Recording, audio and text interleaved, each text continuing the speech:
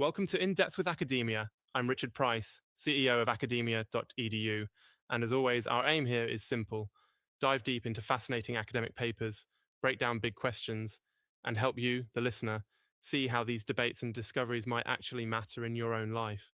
So grab a coffee, get comfy, let's get right into it. Today, we're looking at an intriguing paper by Doug Rice. Now, I want to emphasize up front, my approach is totally neutral. I'm not endorsing or criticizing Doug's arguments, just unpacking what the paper says and helping you think through how it might connect to things you see day to day. So, the core question Doug Rice digs into, phew, it's a big one. Can black people be considered racists? The paper looks at this deeply debated, honestly, sometimes pretty heated question in the social sciences. At the heart of it, Doug's asking what actually counts as racism.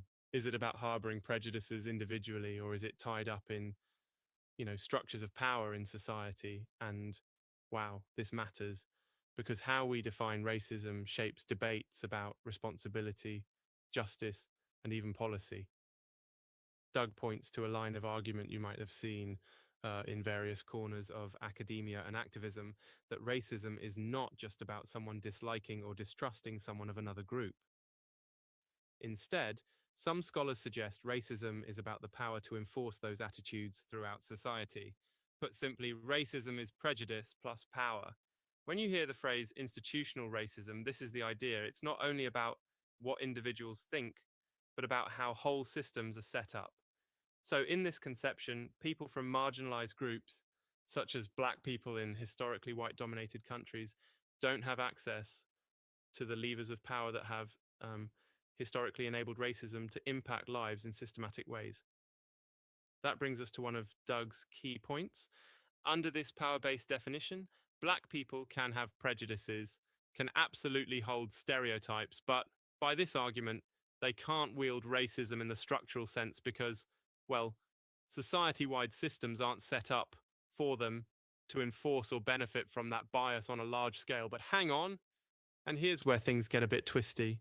Doug also acknowledges there are critics and alternative views, lots of scholars, and a good number of folks outside academia who say, wait a minute, prejudice is prejudice, no matter where it's coming from.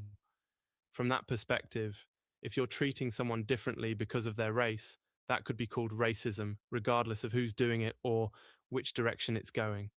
So, what are we really talking about? Doug takes us through various definitions, weighing both sides, but doesn't say flat out what viewers or listeners like you should believe. Instead, he wants us to reflect on, hey, when we use a word like racism, what do we mean? Does it always require power, or is it simply about attitudes? That's a question you can ask yourself the next time the topic pops up in conversation or in your social media feed. Let me digress for just a second. Sometimes when I'm reading these papers, I can't help but think of heated debates back when I was in college. People would argue forever at the pub about definitions. Is a sandwich always two slices of bread? Can a hot dog be a sandwich? It's not the same as racism, obviously, but it shows that definitions uh, really matter in shaping conversations. Okay, back to Doug's paper. For methods, Doug pulls from sociology, history, and even philosophy. There's a real mix of arguments and counter arguments with plenty of historical examples.